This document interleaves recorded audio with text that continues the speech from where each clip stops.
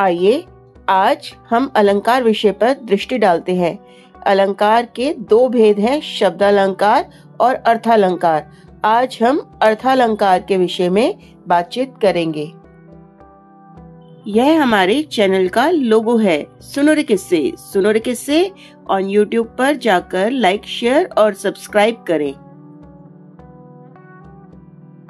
आने वाले नए विषयों के लिए सुनो रे किस्से चैनल को कृपया लाइक, शेयर और सब्सक्राइब करें। वीडियो कैसा लगा और आप किस नए विषय का वीडियो देखना चाहेंगे यह भी बताएं कमेंट बॉक्स में। आइए चलते हैं अलंकार की ओर। तो सबसे पहले जानते हैं अलंकार की परिभाषा।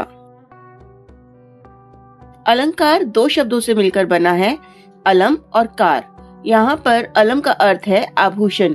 जिस तरह से एक नारी अपनी सुंदरता को बढ़ाने के लिए आभूषणों को प्रयोग में लाती है, उसी प्रकार भाषा को सुंदर बनाने के लिए अलंकारों का प्रयोग किया जाता है। संक्षेप में भाषा के सौंदर्य के उपकरण अलंकार कहलाते हैं।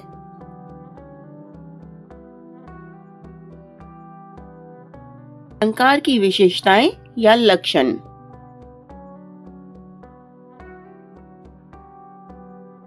कथन के असाधारण या चमत्कार पूर्ण प्रकारों को अलंकार कहते हैं। शब्द और अर्थ का वैचित्र्य अलंकार है। काव्य की शोभा बढ़ाने वाले धर्म को अलंकार कहते हैं। या हम यह कह सकते हैं कि अलंकार भाषा के आभूषण हैं या गहने हैं। अलंकार के भेद। अलंकार के मुख्यतः दो भेद होते हैं। अलंकार के मुख्यतः दो भेद हैं जो हम इस टेबल से समझ सकते हैं, शब्दालंकार और अर्थालंकार। शब्दालंकार के इसके पश्चात आगे तीन भाग हैं जो कि है अनुप्रास अलंकार, श्लेष अलंकार और यमक अलंकार। और अर्थालंकार के 5 भेद हैं जो है उपमा अलंकार, रूपक अलंकार, उत्प्रेक्षा अलंकार, अतिशयोक्ति अलंकार और मानवीकरण अलंकार।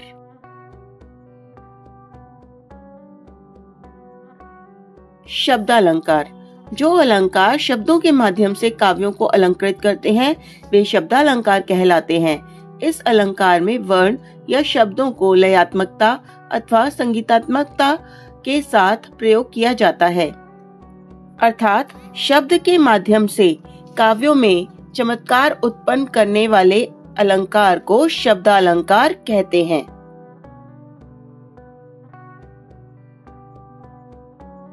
उदाहरण, तरनी तनुजा तट तमाल या काली घटा का घमंड घटा। अर्थालंकार। अर्थ में चमत्कार उत्पन्न करने वाले अलंकार अर्थालंकार कहलाते हैं। इस अलंकार में अर्थ के माध्यम से काव्य के सौंदर्य में वृद्धि की जाती है। आइए अब अर्थालंकार के भेदों की तरफ चलते हैं। पहला भेद है उपमा अलंकार।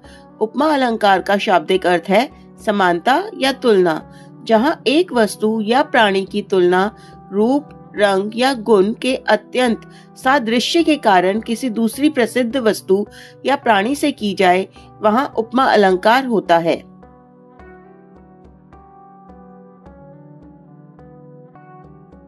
आइए अब अर्थालंकार के भेदों की तरफ चलते हैं। पहला भेद है उपमा अलंकार।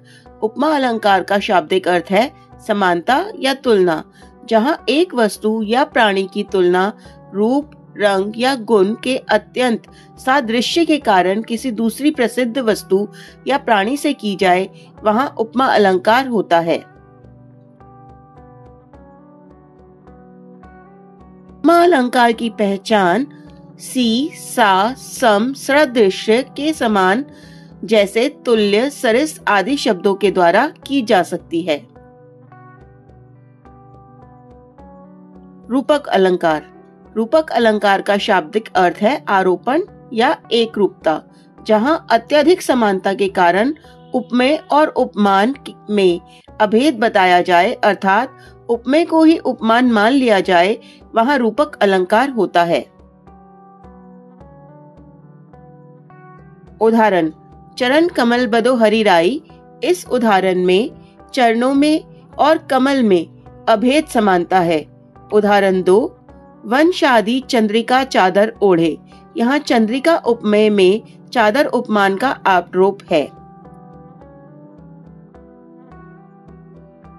उत्प्रेक्षा अलंकार, जब उपमेय में गुण धर्म की समानता के कारण उपमान की संभावना कर ली जाए तो उसे उत्प्रेक्षा अलंकार कहते हैं।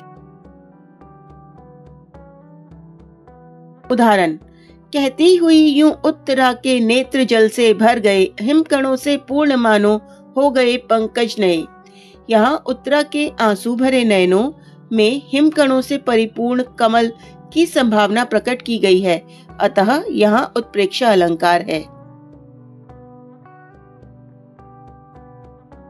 उत्प्रेक्षा अलंकार की पहचान मनहु मानो, जानो, जनहु, जो, जनु आदि वाचक शब्दों से की जा सकती है। अतिशयोक्ति अलंकार, यहाँ किसी व्यक्ति, वस्तु आदि के गुण रूप सौंदर्य आदि का वर्णन इतना बढ़ा चढ़ा कर किया जाए कि जिस पर विश्वास करना कठिन हो, वहाँ अतिशयोक्ति अलंकार होता है। कारण, एक दिन राम पतंग उड़ाई, देवलोक में पहुंची जाई।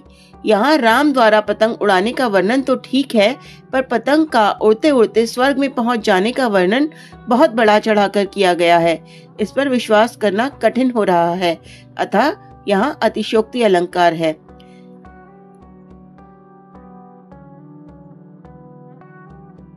मानवीकरण अलंकार, जब प्राकृतिक चीजों में मानवीय भाव भंगिमाओं के होने का वर्णन हो, तब वहाँ मानवीकरण अलंकार होता है।